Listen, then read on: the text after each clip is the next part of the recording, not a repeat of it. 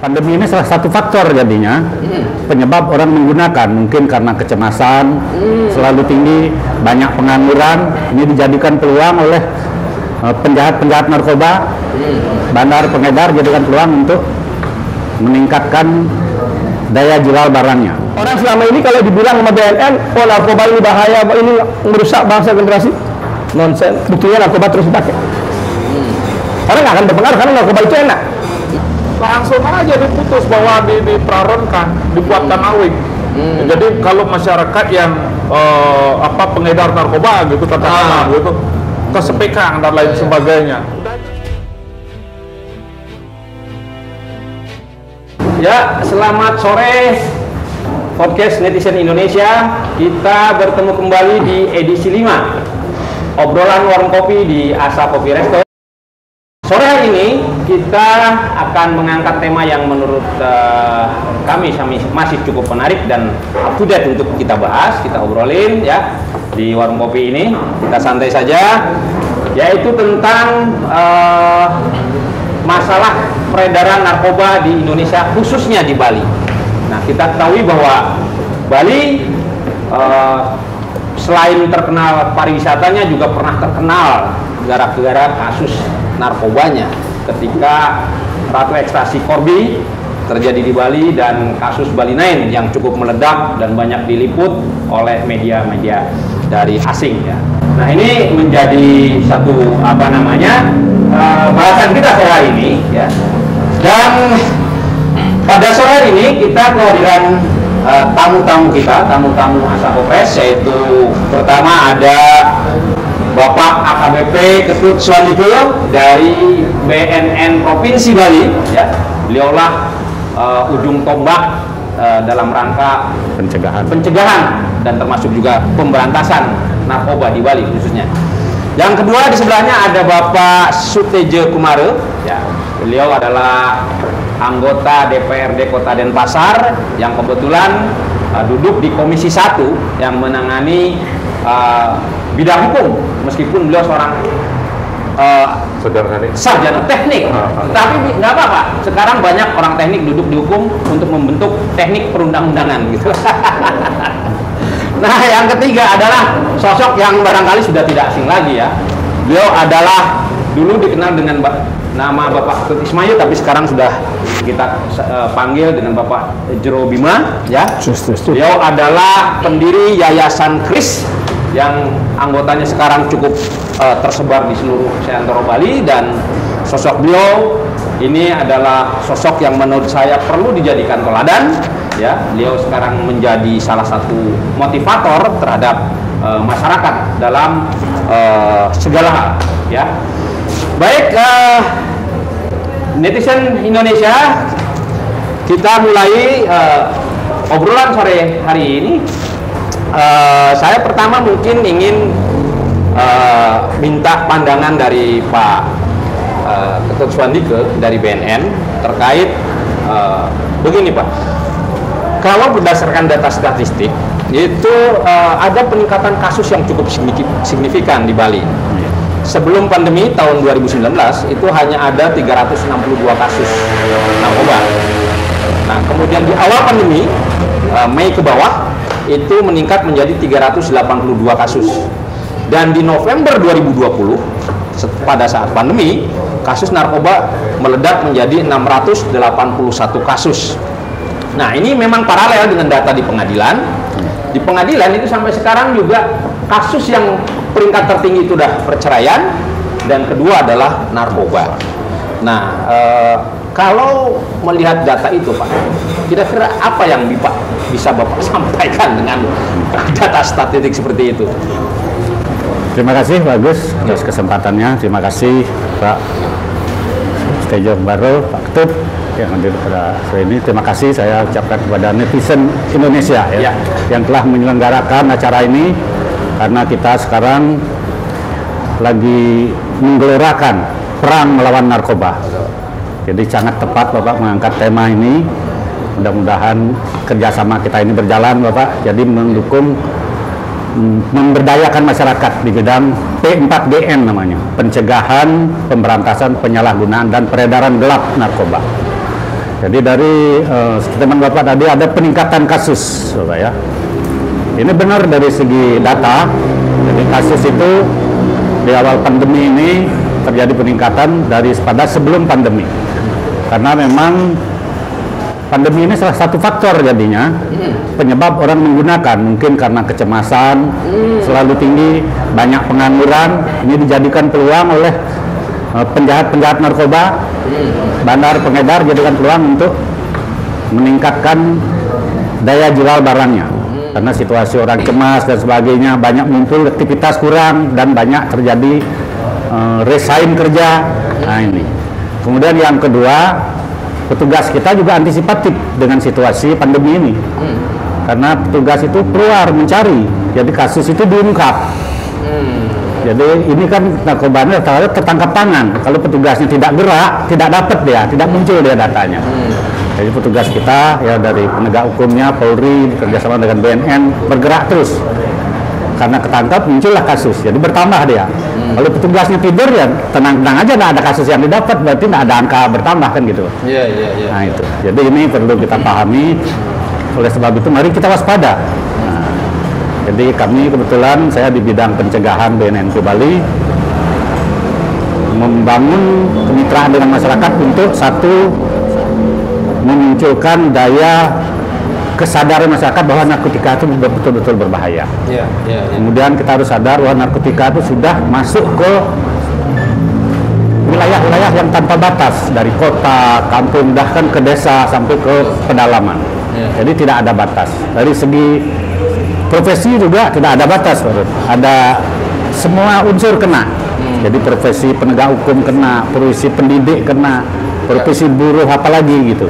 Jadi hampir semua dari segi profesi itu artinya sudah tanpa batas. Nah, yang ketiga kita waspada. Kalau kita tidak waspada, bisa juga orang tanpa sadar dia menggunakan, gitu. Ini yang bahaya. Jadi kalau dia sudah diedukasi, jangan sampai nanti dia tanpa sadar menggunakan narkotika. Makanya perlu edukasi seperti ini. Terima kasih sekali Pak. Jadi mereka itu nanti waspada, tidak mudah dibujuk, tidak mudah dirayu, bahkan tidak mudah ditipu gitu. Itu artinya menimbulkan ketahanan diri. Jadi dari ketahanan diri ini keluarga, jadi ke masyarakat, ketahanan masyarakat gitu. Jadi ini yang perlu kita sampaikan. Terima kasih. Menarik nih Pak Dut, Pak Ketut nih. Jadi tadi Bapak mengatakan bahwa masa pandemi ini banyak sekali disebabkan juga oleh soal meningkatnya rasa kecemasan dan kemudian menyalahgunakan narkoba dan lain sebagainya ya Pak. Nah saya beralih ke Pak Sutejo nih. Pak Sutejo, ini yang miris sebetulnya. Narkoba ini menyerang usia produktif. Ya. Itu di antara usia 20 sampai 40 tahunan.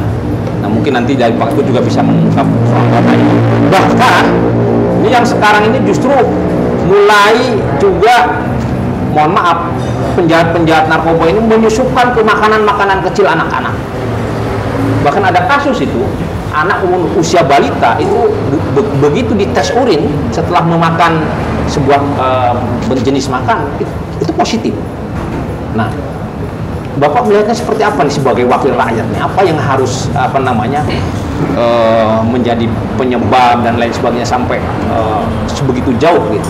Dan sebagai wakil masyarakat, apa benar Bali ini sudah menjadi target strategis pasar narkoba internasional? Kira-kira menurut pandangan Pak Sutejo gimana? Ya, jadi ada beberapa hal yang harus kita tarik mundur, ya. Pertama dari sisi ketahanan, ketahanan pada masyarakat. Jangan coba-coba sekalipun untuk menyentuh narkoba. Nah, itu sudah sudah diketahui oleh banyak orang. Jadi bagaimana narkoba itu bisa masuk dengan cara coba-coba dan lain sebagainya. Ini harus dipasangkan diri pada setiap orang. Ada sebuah ketahanan, ada sebuah konsep yang sangat prinsip. Jangan sekali-sekali mencoba narkoba lagi, nanti seperti disampaikan tadi, ada yang coba masuk dengan cara menipu dan lain sebagainya. Nah, sekarang kita melihat masyarakat kita di Denpasar dan di Bali, ada dua hal Ya, apakah dia pengguna? Apakah dia pengedar? Kalau menurut saya kadang-kadang pengguna di sini walaupun sudah diberitahu, disosialisasikan dan sebagainya untuk jangan mencoba-coba narkoba, tapi akhirnya kena. Berarti dia itu sebenarnya sesungguhnya korban kalau menurut saya. Nah, kemudian ada pihak-pihak lain yang mencoba mengedarkan narkoba dan seterusnya, apalagi dengan cara-cara yang lebih keji, lebih kejam, memasukkan ke bahan makanan dan lain sebagainya. Ini menurut saya penegak hukum harusnya tanpa resiko untuk menghukum yang seberat-beratnya yang memperlakukan kondisi-kondisi ini. Ini sudah pasti menurut saya kalau seandainya sampai memasukkan dengan cara-cara semacam itu, ini sudah meluluh lantakkan sendi-sendi kehidupan bangsa kita. Ini harus dibasmi habis kalau yang begini ini. Ini kekejaman yang luar biasa menurut saya. Sampai dengan cara yang masuk dengan cara begitu. Nah, kemudian ini yang harus kita pahami, sehingga masing-masing diri kita kemudian lebih luas lagi pada tataran keluarga untuk bagaimana selalu mengingatkan bahaya narkoba itu jangan sekali menyentuhnya, jangan sekali mencobanya, walaupun di dalam tata pergaulan anak-anak muda, katakanlah tidak gaul dan lain sebagainya. Kalau menurut kita ini perlu kita sosialisasikan. Nggak perlu ada gaul dengan mempergunakan narkoba, ya. Jangan sampai terkesan kita kalau nggak pakai narkoba nggak gaul, salah. Ya, yang semacam ini yang harus kita sosialisasikan ke masyarakat, gitu. Nah, sekarang kita melihat bahwa Bali merupakan destinasi wisata. Nah, destinasi wisata untuk seluruh dunia ada di Bali. Bahkan dikatakan bahwa perkampungan internasional itu ada di Bali. Nah, oleh karena itu tingkat kewaspadaan juga ini harusnya lebih tinggi, baik dari para penegak hukum, kemudian masyarakat dan lain sebagainya. Ya, dengan adanya sebuah aktivitas kumpul-kumpul dan lain sebagainya, ini harus di monitor secara serius, gitu. Jangan sampai akhirnya Bali walaupun kedatangan para wisatawan internasional ke sini, akhirnya Bali dijadikan target untuk itu. Nah, jujur saya katakan saya nggak setuju kalau Bali dikatakan merupakan ladang untuk target pencapaian itu. Dan ini kita selaku masyarakat harus tidak henti-henti kita menggaungkan ini, mensosialisasikan ini. Saya juga beberapa kali mendiskusikan hal ini dengan teman-teman BNN yang di Kota Denpasar. Nah, secara infrastruktur, secara office dan lain sebagainya memang harus disupport, disupport, kemudian membuat program-program yang betul-betul nantinya bisa diaplikasikan di masyarakat. Nah, sekarang apakah dia BNN ini program-program sosialisasinya, pencegahannya lewat pemerintahan di desa, Banjar dan seterusnya. Nah, apalagi kita sudah mengetahui bahwa Bali ini jaring pengaman sosial kita, safety kita tentang pengamanan ini kan luar biasa, sampai pada tataran Banjar. Masuk aja lewat situ. Nah, jadi mungkin hukum-hukum nanti dikedepankan tentang nafi awik-awik Banjar dan lain sebagainya.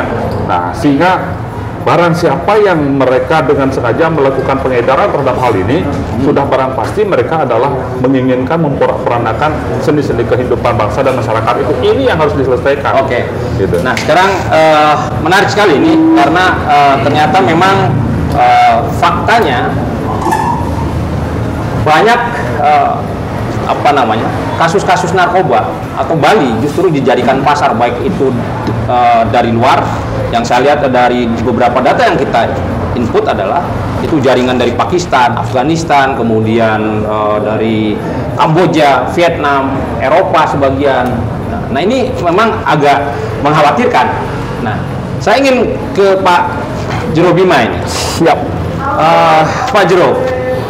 Pak Jero, orang banyak mengenal Pak Jero dulu adalah salah satu sosok yang sangat dikenal, tokoh ormas dan lain sebagainya, dan sekarang banyak diketahui sebagai sosok yang menjadi motivator, ya, jadi influencer perubahan dalam diri generasi muda dan lain sebagainya. Nah, kalau pandangan Pak Jero Bima ini terkait soal meningkatnya kasus narkoba di Bali, kemudian juga Bali masih menjadi target pasar baik itu nasional maupun internasional dari penjahat-penjahat narkoba. Apa pandangan Pak Jero soal ini? Ya, terima kasih Kang Agus, Mas Samijaya, Pak Tut, BNN, dan Pak Sutejo dari DPR. Saya ini semua orang tahu kalau saya dulu dapat terjerat kasus narkoba. Saya ambil hikmah dan saya menjadi sangat ingin berjuang. Kesempatan ini luar biasa, apalagi BNN siap mendukung saya, kan gitu. Karena saya nggak mau generasi saya hancur gara-gara narkoba. Yang kita di dalam, saya di dalam melihat kan, ketika saya di penjara itu di Polresta, Pak, setiap minggu ada 10-20 orang yang ditangkap narkoba dan kebanyakan orang Hindu Bali. Ini sangat miris bagi saya. Orang Hindu Bali yang banyak ditangkap narkoba dibandingkan orang luar. Dan di situ ada generasi muda sampai tua, ada yang senang. Dan seperti disampaikan sama Pak Sutejo bahwa itu mereka adalah pengguna kebanyakan, dan mereka bagian dari sindikat yang menjebak atau orang yang berbuat tidak suka sama mereka. Ini akhirnya mereka terjebak dalam kondisi yang tidak. Dan ketika mereka tertangkap, apa yang mereka di dalam itu baru sadar. Orang selama ini kalau dibilang sama BNN, oh narkoba ini bahaya, ini merusak bangsa generasi, nonsen. Buktinya narkoba terus dipakai. Orang nggak akan berpengaruh karena narkoba itu enak. Orang akan berpikir narkoba itu enak. Dibilang jelek nggak mungkin. Buktinya banyak pemakai. Yang mereka tidak tahu ketika mereka masuk di dalam, baru sadar hukumannya yang tidak manusiawi, hukumannya yang berat sekali. Belinya 300.000, hukumannya 4 tahun sampai 5 tahun. Ini yang mereka nggak tahu. Nah, inilah yang ingin saya edukasi kepada masyarakat, generasi muda, khususnya adik-adik saya, anak-anak saya nantinya. Ketika narkoba itu yang beratlah hukumannya. Jangan sekali-kali berani mencoba, karena hukuman narkoba itu lamanya minta ampun. Dan belinya 300, hukumannya bisa 4 tahun, bisa 5 tahun. Menjalani proses hukuman itu di penjara. Nikmatnya sesaat, tapi penderitanya lama sekali. Banyak ketika, kok hukumannya lama, baru mereka kaget-kaget. Ada malah dijadikan sindikat, ada malah dijadikan kaki. Karena ada sistem seperti multi level. Ketangkep ini akhirnya dia ngembangin, ngajak teman-temannya, dia jualan, dia buka jalur, nggak akan habis. Bagaimana cara membuat habis? Harus ada aturan yang jelas. Di mana? Di LP Kerobokan, saudara. Di situ harus pertegas. Pak BNN memang kalau mau tegas, tegas benar. Karena di situ alurnya distribusi keluar. Distribusinya pengaturannya di situ. Saya nggak mau tahu ketika saya nggak mau lagi jadi korban, dikorbankan atau apapun namanya. Saya benci. Saya nggak mau anak, saya nggak mau adik, saya nggak mau keluarga saya kena. Jadi saya minta kalau mau tegas, ayo tegas. Jangan setengah-setengah. Saya masyarakat yang betul-betul tahu siap membela. Karena disitulah letak masalahnya ada yang di narkoba di Bali. Tapi ketika Pak Agus bilang ini menjadi target internasional, kayaknya belum bagus. Karena saya tahu di dalam peredaran juga begitu banyak. Nggak sampai tontonan kilo-kiloan, nggak seperti di Jakarta, tidak. Masih kecil lah, nggak terlalu banyak ininya. Ya ini yang kita cuma nggak mau generasi. Kayak kemarin waktu saya di situ ada anak SMA, ada anak-anak SMA yang kena. Ibunya nggak tahu, keluarganya nggak tahu. Ternyata anaknya kena narkoba. Saya tanya di dalam, saya ajak ngomong dari temennya, ngajain. Ada bahkan orang yang nggak tahu menau ketika dia ada di dalam tempat bersama orang makan narkoba, dia ikut kena. Padahal dia nggak sama sekali nggak pernah, tapi ikut dijadikan korban dan dibawa ke hukum. Kenapa? Karena dianggap mengetahui dan tidak melapor. Itu juga kena, hati-hati sekali. Di sini juga kita harus jeli terhadap bagaimana kita berbuat, dan jangan sampai saya melihat itu semua. Makanya saya ingin bersuara. Kenapa? Karena saya tidak mau adik saya, anak saya nanti kena. Mungkin bapak polisi yang bidangnya narkoba, saya minta juga betul-betul pakai hati nurani bekerja. Jangan ada yang tidak pakai hati nurani, karena ada beberapa oknum yang memanfaatkan situasi untuk mendapatkan materi. Ada oknum, saya bilang oknum mendapatkan materi, malah dia membuat suatu jaringan atau apapun, saya nggak tahu. Saya bilang oknum, Tanggus. Tapi saya yakin hukum Tuhan di tanah Bali saya akan terjadi ketika mereka tidak berlaku jujur dan mereka menyakiti kami. Karena hukum itu akan terjadi bukan sekarang, tapi nanti akan memakan mereka yang tidak mau pakai hati nurani.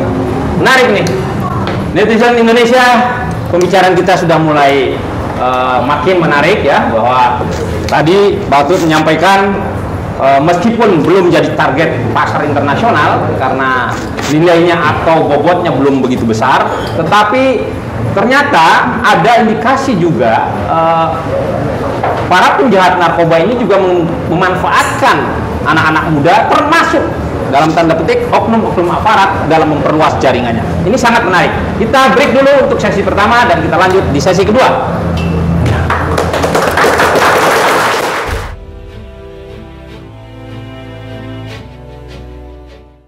Netizen Indonesia, kita lanjutkan di sesi kedua. Di sesi pertama kita tadi endingnya sempat membuat kita juga agak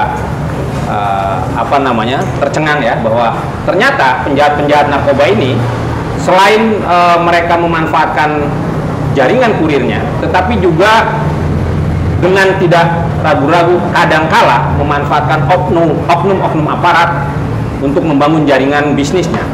Nah, saya ingin ke Pak Ketut Swandike dari BNN. Pak, ini banyak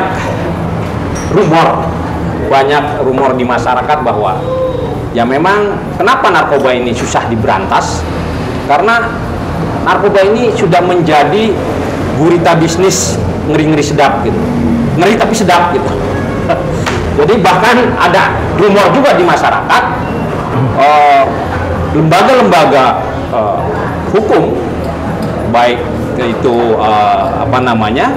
yang terkait dengan penanganan narkoba, dan salah satunya adalah lapas yang paling sering diekspos itu, justru menjadi basis peredaran narkoba. Orang bilang bahwa ketika tidak mendapatkan barang di luaran, kita bisa dapatkan di lapas.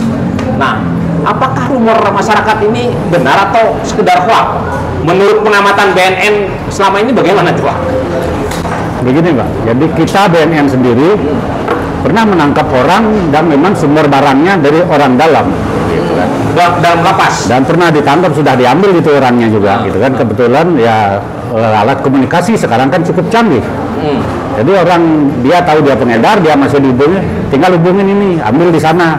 Dia dengan menggunakan IT dia masih bisa jualan kan gitu. Pernah kita dapatkan gitu kan.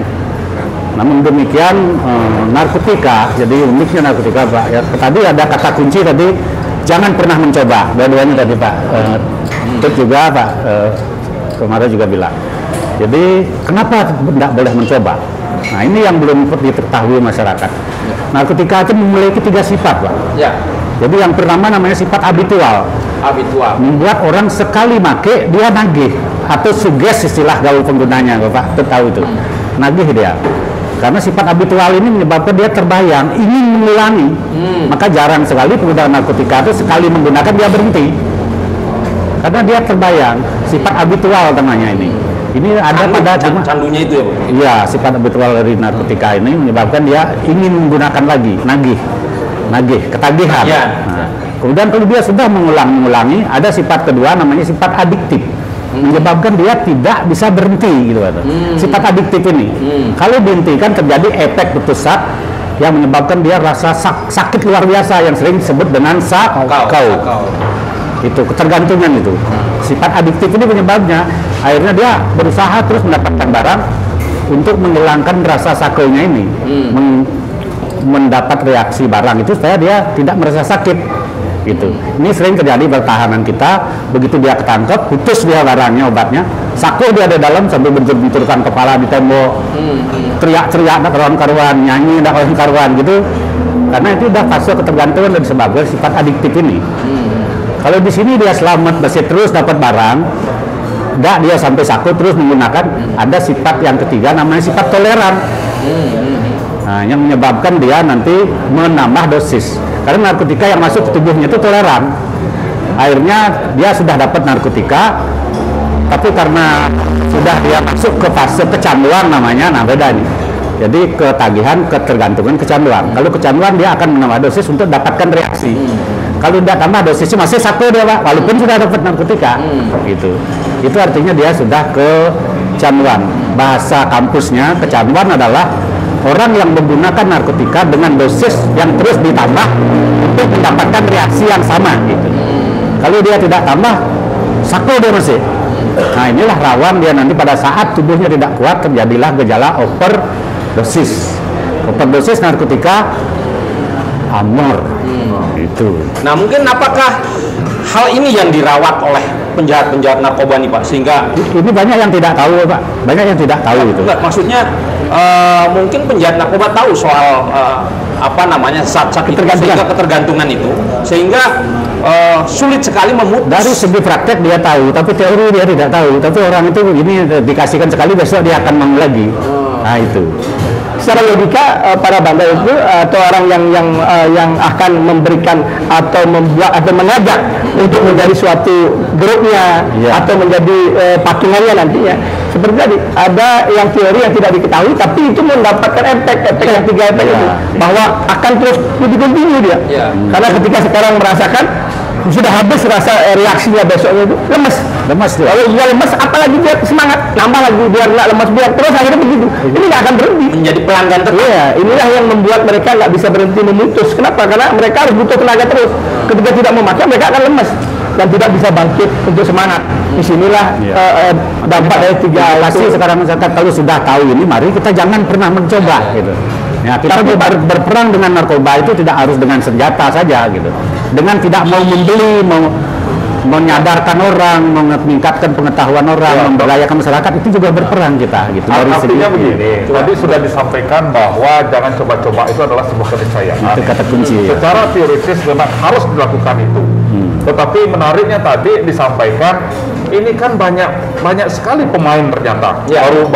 Baru saya dengar ini dengan cara pola-pola semacam ini. Nah, jadi kan sampai jujur saya katakan ngeri juga mendengarnya gitu.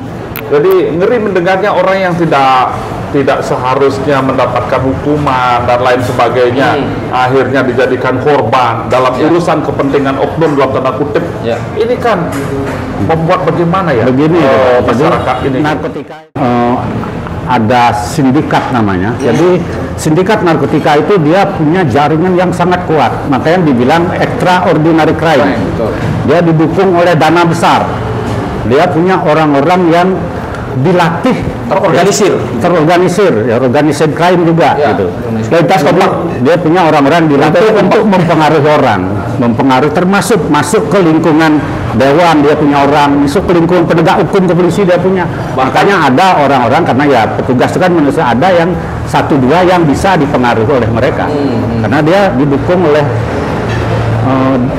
jaringan yang kuat, modal kuat gitu. Mungkin anggarannya dia imbang dengan anggaran APBD kita gitu kan. Berarti apa yang dirumorkan oleh masyarakat bahwa bisnis narkoba ini sudah menjadi gurita bisnis yang ngeri-ngeri sedap itu mungkin benar apa dah? Kira-kira gitu Pak ya? Kalau menurut Pak Tut bagaimana ya Pak Tut? Ya, kalau menjadi bisnis pasti ya, bisnis pasti ya. Karena banyak kita tahu bandar itu pasti kaya. Dan trennya lagi ketika orang ditangkap narkoba, yang saya tahu ya, maaf saya bilang yang saya tahu, dari penangkapan dia ketika ditangkap bawa barang sedikit yang tangkap 0,3 atau 0,2 tangkap, dia bebas, dia bisa jadi ketangkap lagi, bawa barangnya udah bebas lagi karena dia mendapatkan ketemu dengan jaringan di dalam. Bisa jadi dia sudah bawa 1 on, bahkan ada 1 kilo. Di sini mereka menemukan jaringan dan ini menghasilkan uang yang banyak, iya pasti. Kalau nggak begitu nggak mungkin. Ya, betul. Mereka membuat sesuatu kekuatan seperti bisa masuk ke jalur sana, jalur sini. Kenapa? Karena ada uang. Uang itu besar berputar. Uang ini yang bisa mengatur segalanya, sehingga apapun bisa diatur. Nah, saya di sini hanya mengingatkan generasi muda dan orang yang belum tertangkap narkoba, yang masih menggunakan narkoba. Karena polisi selalu bilang waktu saya ditangkap, sepandai-pandainya kamu melompat pasti akan ketangkap. Lihat, sepandai-pandainya memakai, bersembunyi pasti akan ketangkap. Lebih baik sebelum terjadi berhentilah memakai. Ketika memakai, biarpun tiap hari kamu memakai, hasil kencing ini bisa jadi negatif walaupun barangmu kecil. Hati-hati dengan hukum, karena hukum tidak adil dan hukum tidak benar dan tidak adil. Banyak oknum yang permainkan hukum. Itu kadang-kadang yang membuat kita harus waspada. Saya ngomong begini risikonya tinggi kan. Kenapa? Karena saya kena orang di dalam, mantan orang di dalam, dan jaringan di dalam itu tahu saya dan mereka kenal saya, tahu obat. Nggak berani ngomong macam-macam karena mereka mempunyai kekuatan dan bisa melakukan apa saja. Tapi saya punya Tuhan yang tidak takut sama siapapun untuk membawa kebenaran itu kan. Baik. Nah, sekarang saya tambahkan dikit. Boleh Pak. Jadi kita dalam menghadapi narkotika ini Bapak ya, kita tidak bisa parsial secara sendiri-sendiri. Kita harus semua elemen harus bergabung menjadi sebuah gerakan sosial kepada narkotika ini. Karena narkotika ini tidak akan mungkin kita bikin 0-0, nggak bisa. Apa itu sudah masuk dalam satu penyakit masyarakat kan, namanya penyakit. Semaksih masyarakat itu ada, penyakitnya pasti akan ada. Sama dengan tubuh kita, kalau tubuh kita masih ada pasti kan ada sakit gitu kan. Tinggal nanti kapan dia naik, kapan dia turun kan gitu. Makanya kita akan selalu berperan. Oleh sebab itu kegiatan-kegiatan seperti ini, semua peduli. Nah ini kepedulian ini perlu kita gelorakan untuk melawan, menghadapi, berperang dengan narkotika ini. Kalau enggak itu ke depan kita akan kalah. Gitu.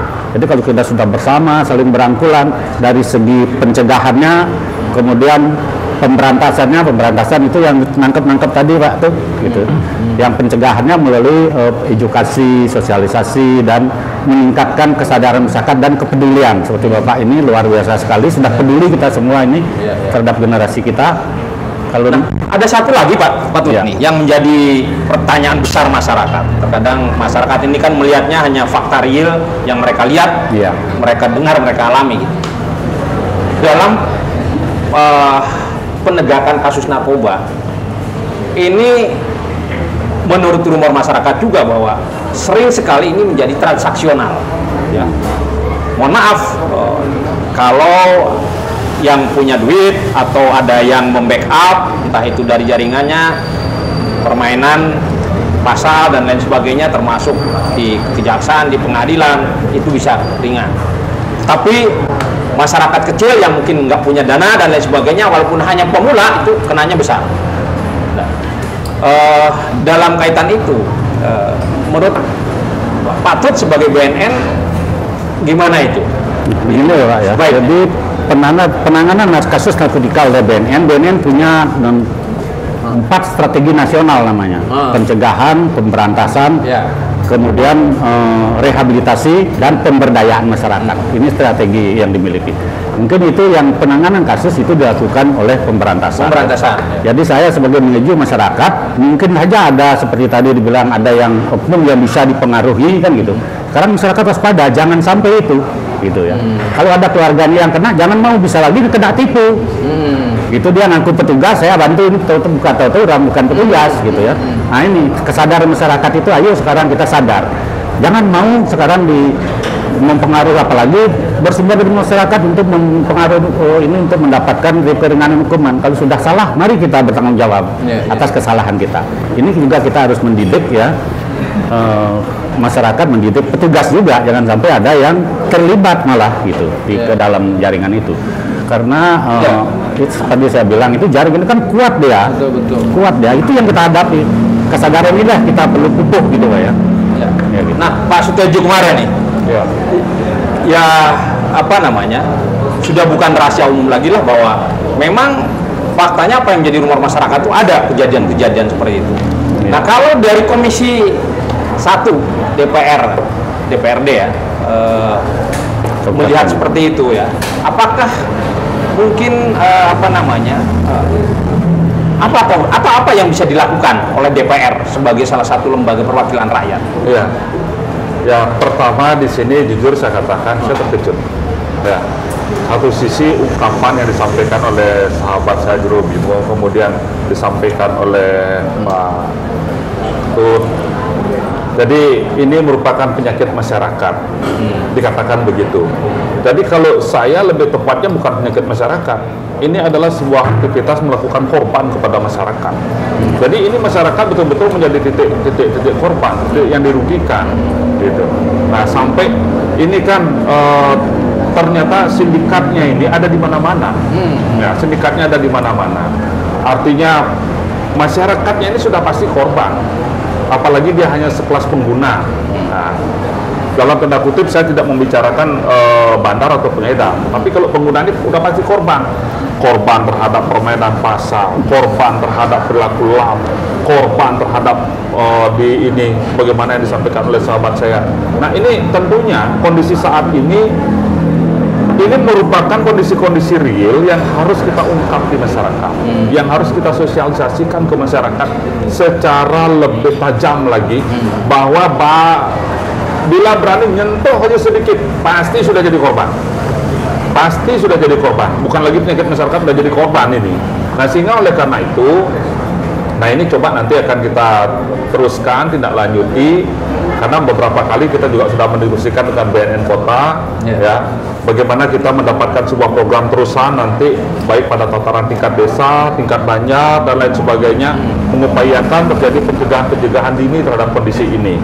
Karena sudah pasti begitu nyentuh saja sudah tahu, jangankan nyentuh, sebagaimana yang disampaikan oleh sahabat saya tadi, Pak Jero Bimo, ada di lingkungan itu walaupun dia tidak tahu, kan begitu, tidak tahu ada barang yang namanya narkoba, mungkin mengenal juga dia tidak, tetapi pada saat ada penggerebekan dan lain sebagainya kena hukum, karena hukumnya secara linear yang Pak Gus bilang. Nah ini yang jadi pemikiran yang luar biasa bagi saya. Terhenyak juga mendengar kondisi fakta-fakta semacam ini. Nah oleh karena itu pada kesempatan ini tentunya mari kita pikirkan bagaimana mensosialisasikan ini, terutama kepada masyarakat kita yang jangan mencoba-coba lah untuk menyentuh ini, memakai ini dan lain sebagainya. Karena sudah pasti jadi korban. Sudah pasti jadi korban. Sekali lagi saya katakan sudah pasti jadi korban. Nah, saya lanjut ke Patut nih.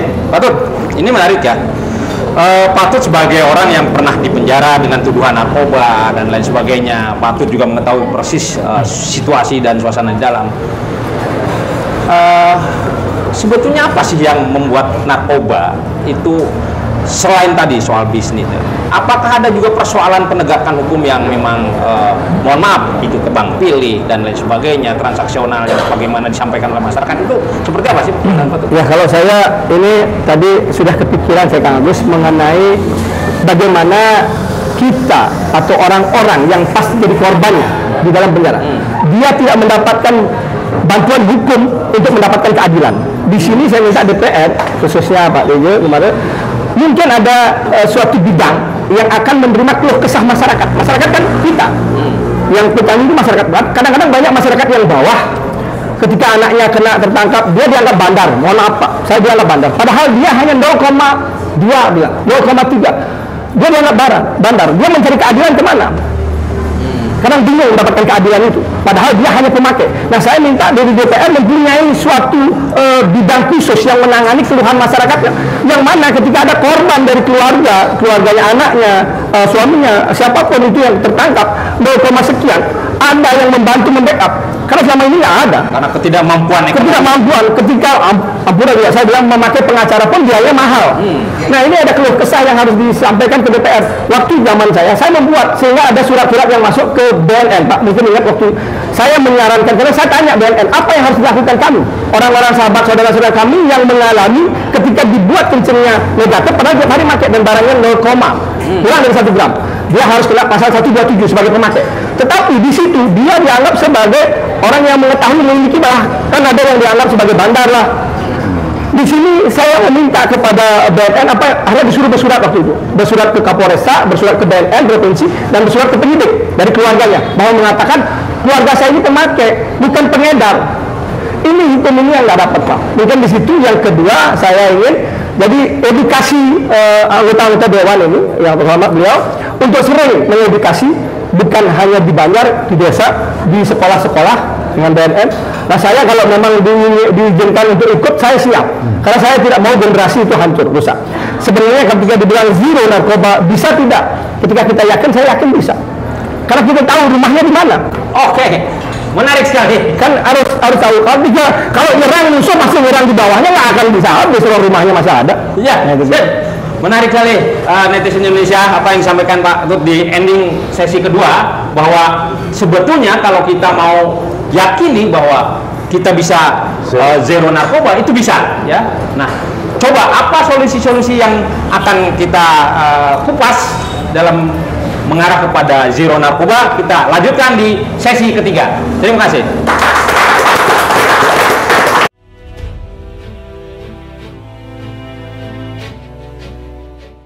Baik, netizen Indonesia, kita lanjutkan di sesi ketiga ya. Sesi ke-1, 2 ini sudah cukup menarik ya, bahwa ternyata di peredaran narkoba ini sudah menjadi bisnis yang ngeri-ngeri sedap, dan itu juga yang menjadi salah satu sebab narkoba ini susah diberantas. Dan narkoba ini sudah masuk ke berbagai lapisan, dari mulai anak-anak sampai politisi, artis, pejabat, birokrasi, bahkan perwira TNI, Polri, hampir semuanya sudah terkontaminasi oleh narkoba ya. Netizen Indonesia, ini menjadi pertanyaan kita semua. Kira-kira apa yang harus kita lakukan ya, dalam konteks pemberantasan narkoba seperti yang patut tadi katakan, bahwa sebetulnya kalau kita punya keyakinan untuk mencapai zero narkoba itu bisa. Nah, saya ingin ke Pak Ketut Swandike. Pak Ketut, dari BNN ini kan begitu kompleksitasnya nih persoalan narkoba ini, baik dari sisi mungkin tataran sosiologisnya, dataan masyarakat yang bagaimana tidak boleh menyentuh narkoba, tetapi juga ada persoalan penegakan hukum yang, mohon maaf, oknum-oknum tertentu. Ini lahan narkoba ini menjadi ladang transaksional, itu dari satu sisi. Berikutnya juga ternyata menghadapi persoalan narkoba ini bukan sekedar menghadapi penjahat-penjahat roco, karena yang selama ini tertangkap itu kebanyakan adalah kelas-kelas teri ya, kurir, pengguna dan lain sebagainya. Tetapi mohon maaf, bandar-bandarnya nggak tersentuh. Nah, dalam situasi kayak begini Pak, menurut BNN, apa sih yang bisa dilakukan oleh BNN agar kita benar-benar bisa mengarah narkoba ini menjadi zero, atau paling tidak meminimalisir soal peredaran narkoba? Baik, terima kasih, bagus. Jadi strategi BNN seperti saya bilang tadi, ya, ada pencegahannya, ada pemberantasannya, ada rehabilitasinya, ada pemberdayaan masyarakat. Jadi ini yang kita maksimalkan lakukan ya. Jadi di bidang pencegahan banyak strategi yang dilakukan. Kalau di Bali itu kita menggunakan kearifan lokal, pecalang kita libatkan jadi relawan. Sekarang Patut ini konsen dulu, kita ajak nanti bersama-sama melawan narkoba ini. Kemudian kita sudah mulai masuk ke desa adat. Jadi di Bali itu ada beberapa desa adat, banyak sudah mulai perarem larangan penggunaan narkoba bagi warganya. Karena warga adat masyarakat Bali itu sangat taat kepada adatnya. Jadi ada namanya perarem desa adat tentang larangan penyalahgunaan narkotika. Ini ide-ide yang strategi yang dilakukan oleh BNNP Bali. Jadi mengajak semua komponen masyarakat, terutama yang mengandung kearifan lokal. Jadi nanti kita juga melep skill masyarakat, gitu kan. Makanya adanya BNN ini dengan undang-undang khusus, Undang-Undang Nomor 35 Tahun 2009. Karena dulunya sebelum ada undang-undang ini tidak ada pengguna yang direhabilitasi, kan tidak ada undang-undang yang mengatur. Nah sekarang diatur oleh Undang-Undang Nomor 3 2009 ini tentang narkotika ini, ada pencegahan, ada kuratifnya, jadi ada rehabilitasinya. Jadi BNN punya 3 balai besar rehabilitasi gratis Pak di sananya. Wah ini dia. Saya gratis di sana di Lido ya, di Lido itu yang satu, yang kedua di Badoka, yang ketiga di Tanah Merah Kalimantan Timur. Itu balai besar rehabilitasi, dan kita sudah sering kirim ke sana Bapak. Kalau keluarganya kita di sana aja Pak, karena sudah dapat edukasi gitu. Jadi kita kirim ke sana, dikawal oleh petugas ke sana gitu. Ada yang begini Kang Agus, mohon maaf saya potong Pak Agus. Ya. Banyak ada yang pengguna belum tertangkap, tapi ingin sadar, bingung cara sadar, cara berhenti. Karena ketika untuk masuk ke BNN, wah ditarget ya. Padahal dia mau hisap, malah ampura. Ada BNN itu kadang-kadang masuk ke rehab nggak dikasih apa katanya. Lu hanya duduk, kasih minum, kasih tahu, kurang. Obat itu untuk pencegahan itu nggak ada, obatnya nggak ada. Obat untuk dimakan itu untuk mengurangi itu nggak ada. Di undang-undang itu diatur. Jadi dia kalau merasa diri pengguna, ada diatur dia wajib lapor. Nah, namanya voluntary, ada banyak sekali ini. Kalau anaknya tidak mau, kita jemput ke sana Pak. Kemarin ada nggak ada obatnya itu Pak ya. Cuman hanya diedukasi katanya di situ. Kita sesemen dulu. Jadi di tingkat ketergantungannya itu disesemen oleh tim medis. Jadi tidak langsung dikasih obat Pak, karena kita nanti pengobatannya itu programnya itu ada di balai rehab. Gitu Pak. Jadi itu yang kita langsung sembuh datang ke BNN belum. Ada yang begitu yang belum teredukasi tentang rehabilitasi, ada programnya. Ini yang mereka banyak begini Pak. Keluarganya saya dapat masukan. Keluarganya pecandu, akhirnya dibawa ke BNN. Ternyata di situ nggak obati, nggak dapat obat, cuma dikasih tahu untuk tidak menggunakan. Ya tidak berubah. Dan tetap akhirnya pakai. Dan makin narkoba. Dia itu belum paham program rehabilitasi gitu. Belum Ini paham. yang kurang. Dia tidak tahu itu ada kelanjutannya. Betul. Dan tidak menjamin setelah direhab itu dia harus sembuh total, Pak. Belum juga. Ada namanya program pasca rehab lagi. Di sini ada namanya Yayasan Beli Samsara merangkul orang-orang yang sudah direhabilitasi untuk didampingi untuk menjaga keterpulihannya ini. Karena untuk menjadi sembuh total itu sangat sulit kalau pelaku narkotika, Pak.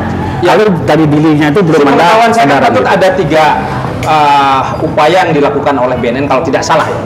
Itu ada proses preemptif, edukasi, Iya. kemudian preventif, mencegah bagaimana orang sampai jangan menyentuh narkoba, dan kuratif soal Rehabilitasi. rehabilitasi. Iya. Nah, dan satu lagi sebetulnya adalah soal penegakan hukum, law enforcement terhadap penjahat-penjahat narkoba. Iya. Nah, dalam 4 bingkai itu, preemptif, preventif, kuratif, dan law enforcement, gimana menurut?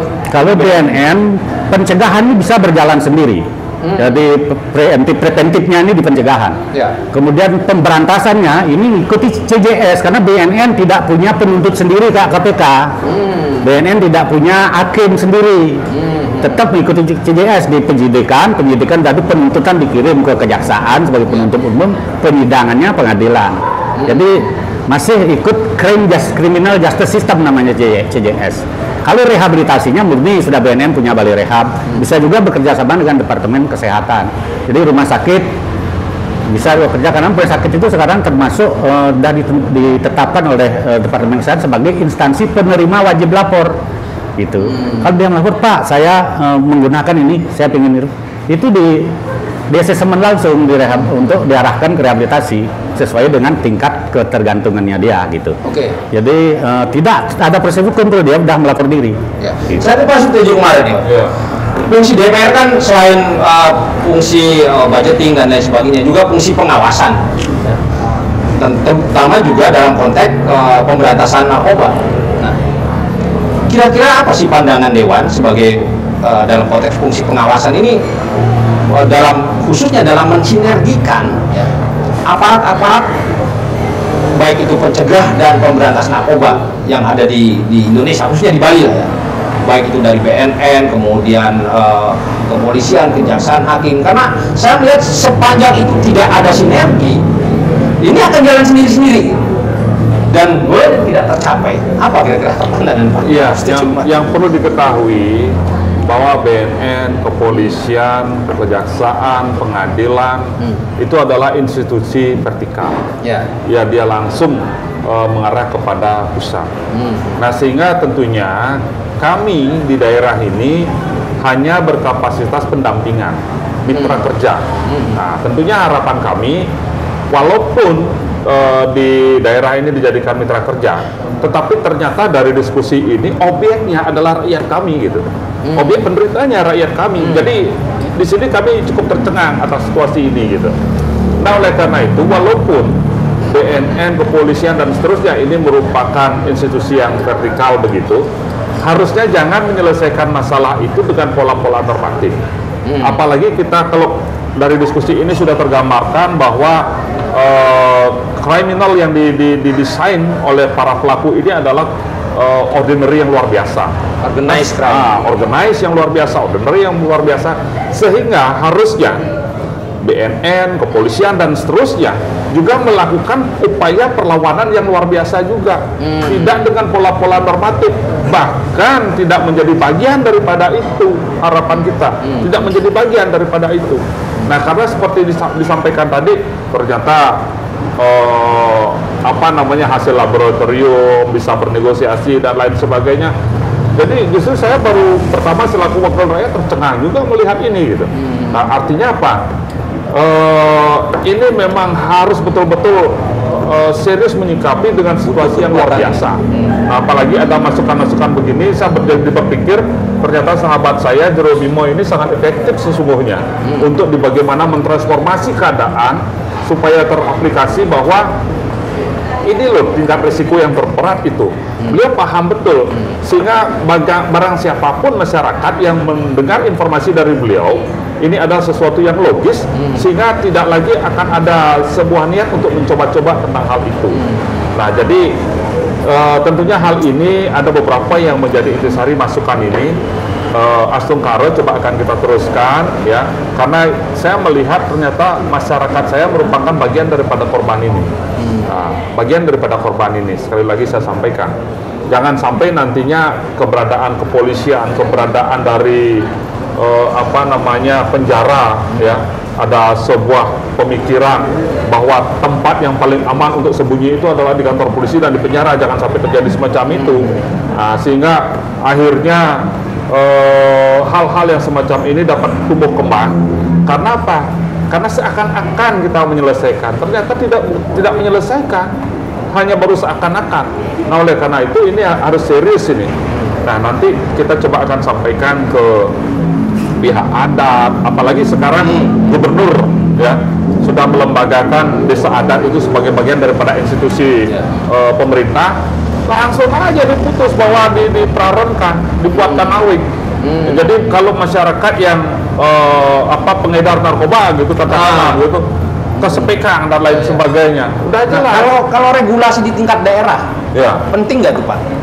Saya rasa informasi-informasi ini akibat masyarakat ternyata korban daripada ini semua, korban daripada pergerakan narkoba ini. Seharusnya apapun itu demi menyelamatkan masyarakat kita, ini harus dilakukan upaya-upaya itu, harus dilakukan. Jangan sampai menjadi korban terus-menerus, ya, yang tidak tahu mengenai narkoba, cuma ada kebetulan dalam satu ruangan, jadi itu korban. Baru nyoba-nyoba karena ini jadi korban dan lain sebagainya. Bahkan ini sudah dengan situasi yang sudah distrategikan luar biasa.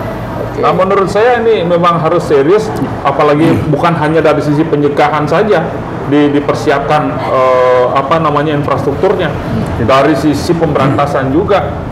Ya, bagaimana betul-betul nanti pemberantasan ini tidak lagi ada main mata dan lain sebagainya, tidak ada lagi lirik-lirikan, betul-betul semua pihak ada niatan untuk menzerokan supaya ada efek jerah. Jadi saya tambahkan dulu, jadi segi regulasi ya Pak di tingkat daerah, mungkin Pak nanti bisa download Perda nomor 7 2017. Itu dibuat oleh Gubernur Bali ya, memfasilitasi pencegahan, penyalahgunaan dan peredaran gelap narkoba di Bali. Inilah dasarnya kita sampai ke desa adat itu untuk dibuatkan perarem. Desa-desa sudah ini. Dan sudah bergerak ya Pak ya. Dan Pak Gubernur sendiri yang baru ini tanda tangan itu perarem yang dikerjasama dengan BNN waktu di Unut tahun lalu. Jadi makanya sudah bergerak kita. Dan kita masih solusikan terus nih. Terus kita evaluasikan ya dengan kekuatan yang dan Perda itu dukungan dari BPS itu itu regulasinya. Tapi karena kan yang menjadi pemakai dan pengedar anak-anak muda, anak-anak sekolah, dia menjadi paham. Orang tuanya belum dapat edukasi, anak mudanya dipikir sekolah anaknya, yang tahu orang tuanya nggak terima. Anak mudanya ini, anak-anaknya ini ya. Jadi tahun 2018 ketahanan diri ya remaja Bali, ini harus masuk ke sekretariat itu. Ya, itu betul Pak. Jadi ketahanan diri remaja Bali ini sudah disurvei dari UI bersama Pusdidatin ya, bersama dengan Udayana. Ketahanan diri penyalahgunaan narkotika remaja Bali paling tinggi nasional. Ini ada datanya saya. Paling tinggi artinya paling kuat. Dia lebih tahan. Makanya salah Pak. Saya di dalam penjara, saya ini kan hasil survei Pak. Saya di dalam penjara karena saya melihat di penjara sendiri waktu saya banyakan orang Hindu Pak. Mohon maaf saya bilang banyakan orang Hindu. Sampai saya minta, saya boleh hanya di data itu. Ini kan bukan diukur di Bali saja Pak, secara nasional. Mungkin kalau secara nasional kan jumlah penduduk Bali sedikit Pak, 4 juta. Nah skala prioritas dari pembandingnya berapa persen? Mungkin ini kalau dibanding dengan jumlah penduduk Pak ya, itu namanya prevalensi. Sekian jumlah pengguna dibagi jumlah penduduk kali 100%. Inilah kita di Indonesia urutan ke-26 hasil survei tahun 2019. Urutan 26 Pak. Dari 34 provinsi. Jadi 26 itu makin ke belakang dia makin sedikit. Sudah semakin baik artinya dari dulu sebelumnya urutan 2015. Harapannya bisa menjadi semakin waktu itu jumlahnya sekitar 61.000 Pak. Benar yang data yang Pak itu data 2015. Sekarang sekitar 15.000 sekian. Ada ininya preferensinya di urutan ke-26 kita dari 34 provinsi. 15 Jadi ribu kita jangan cari juara di situ kalau kita ranking 1 Oke, Pak Tut nih, tadi mengkonstruksi supaya kita mengarah kepada zero narkoba seperti yang Pak Tut sampaikan. Kira-kira apa? Pak Tut punya pandangan apa lah? Ya. Kalau saya memang yang harus pertama edukasi adalah masalah hukumannya, karena saya mengalami banyak yang tidak tahu masalah hukumannya dan proses hukumnya. Banyak yang tidak mengerti proses hukum itu berkali-kali dan biayanya besar sekali. Ini yang akhirnya mengorbankan apa? Mengorbankan keluarganya. Ada yang banyak cerai. Makanya kasus perceraian jadi tinggi karena bandar banyak orang-orang pengguna narkoba ditangkap, hukum 4 tahun, 5 tahun, istrinya nggak tahan, pasti pisah. Itu kamuflase antara perceraian karena ekonomi dan karena memang ada beberapa yang kena kasus narkoba. Dan ketika saya di dalam juga ada beberapa teman yang kena kasus narkoba itu bercerai. Dia ditinggal sama istrinya karena tahu hukumannya dia lama sekali di penjara. Soal edukasi ya. Yang berikutnya adalah di penjara sendiri, Pak. Ada kalau dulu itu saya dengar sih sudah tidak ada lagi. Ada istilah ketika masuk penjara narkoba harus memakai. Harus. Karena itu ada sanksinya. Orang yang baru masuk itu wajib pakai. Ada aturannya itu dalam penjara. Yang bikin aturan ini siapa, Pak? Kepala kamar, kepala bloknya itu ada aturan yang harus memakai. Jadi orang mau berubah dari mana berubah. Nah kemarin saya dengar sih katanya sudah diperbaiki, saya nggak tahu. Waktu zaman saya masuk itu terjadi. Dan persidangan saya menyampaikan, hakim juga dengar itu. Dan bersaksi juga bersaksi juga dokternya mengatakan memang ada tradisi, itu bahasa tradisi. Tradisi masuk itu pakai narkoba, harus pakai, harus beli ini, bukan gratis, harus beli. Mau nggak mau dari keluarga atau apapun. Dan ketika sudah itu jaringan ini terbentuk karena urus bayar hutang lah, dia telepon teman-temannya nggak akan putus dan nggak akan hilang karena jaringan ini.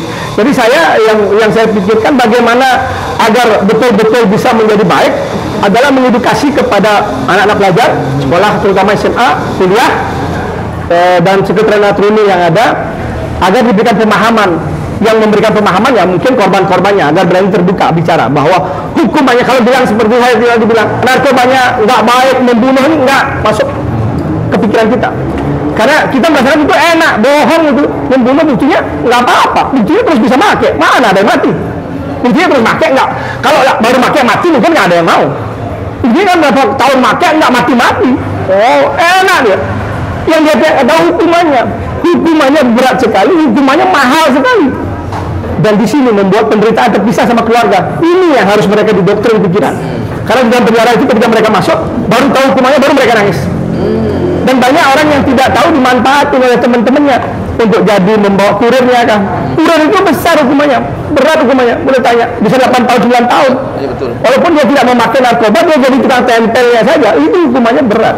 Kasihan masa depan. Ketika saya melihat banyak masa depan anak-anak muda itu di dalam penjara, habis dari dalam penjara. Ketika dia bisa bergaul, dia jadi orang.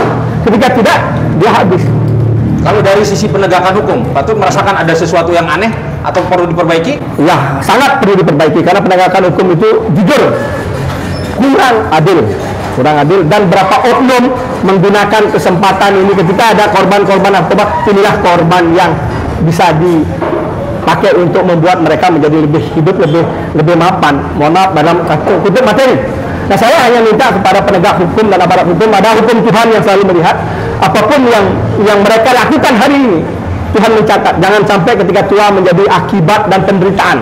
Karena itu pasti akan terjadi dan saya minta, karena ini prosesnya begitu. Nggak ada cerita nggak terjadi dari bawah ke atas, biaya besar sekali Pak Agus. Pak Agus sebagai pengacara udah tahu lah, bukan puluhan juta mainannya, bisa ratusan juta mainannya, bisa sampai ton kemarin. Ya. Sudah kena kasus narkoba, tinggal celana kolor. Iya, tinggal celana kolor saja pulangnya. Untung saya masih lagi lengkap. Jadi itu hukuman narkoba yang berat. Mari kita tidak menggunakan. Dan ingat Pak Agus, ada lagi yang saya ingin, keluarga. Peran penting keluarga untuk mengetahui, karena banyak orang yang tidak tahu, kita hanya berbicara tapi tidak melihat keluarganya untuk mendeteksi.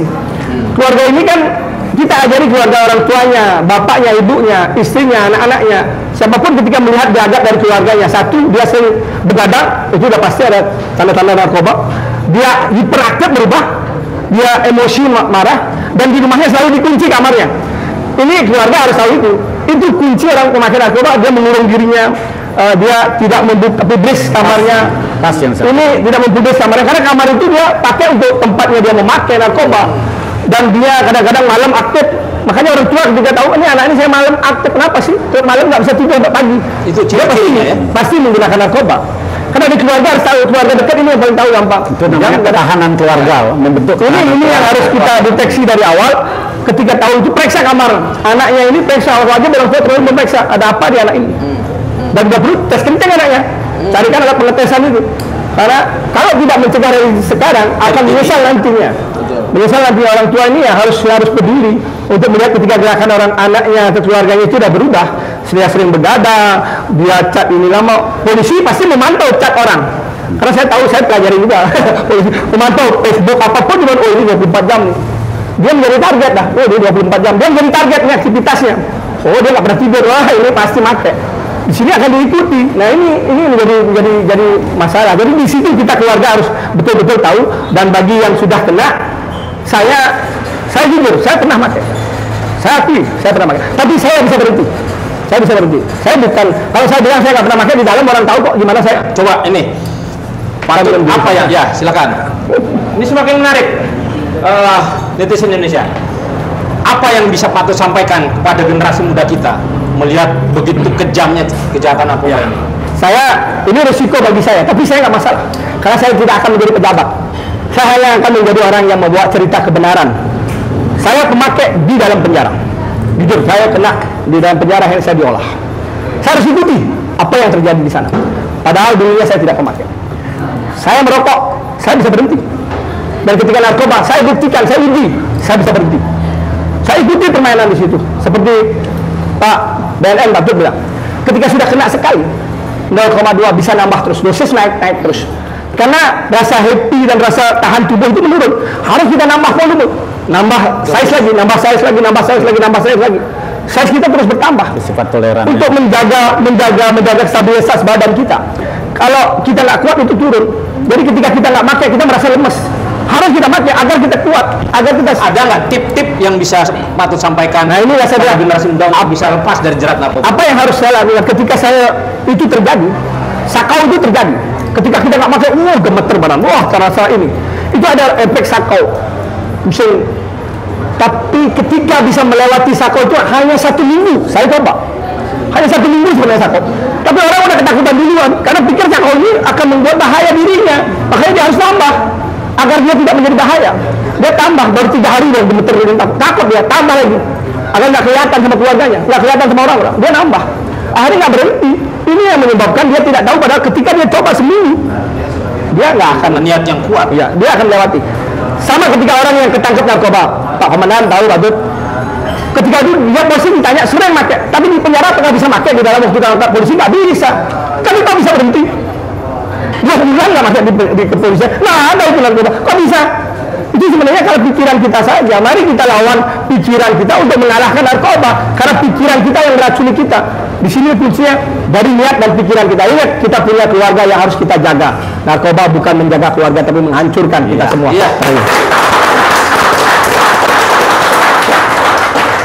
Pemirsa netizen Indonesia, di ending acara ini banyak hal-hal positif yang bisa kita petik, ya. Bahwa peran keluarga ternyata adalah peran yang paling awal untuk pencegahan narkoba. Kemudian juga sinergi aparat-aparat atau institusi-institusi terkait ini penting juga. Dan yang paling penting adalah jangan sekali-kali menyentuh narkoba. Pemirsa, 40 nyawa melayang setiap hari gara-gara narkoba di Indonesia, ya. Dan kalau kita berbicara sejarah, jatuhnya Hong Kong dan Macau ke tangan Inggris dan Prancis itu juga gara-gara narkoba. Jadi selamatkanlah generasi muda kita agar bangsa ini punya karakter, punya generasi muda yang sehat. Pak Karno boleh bilang bahwa dengan generasi muda bangsa ini akan tetap maju dan jaya. Selamat sore, basmi narkoba, selamatkan generasi muda. Merdeka!